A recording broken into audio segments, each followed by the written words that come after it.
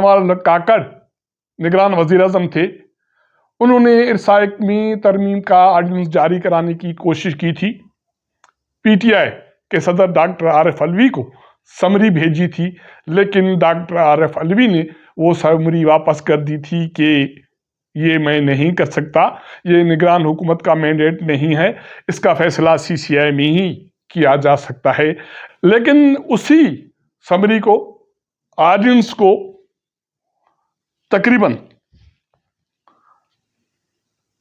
आम इंतखाबात के बाद जो 8 फरवरी को हुए, उसके बाद 16 फरवरी को वजारत कानून और इंसाफ आइन के आर्टिकल 89 के तहत गजेट जारी करती है कि सदर ने ये ऑर्डिनेंस वापस कर दिया।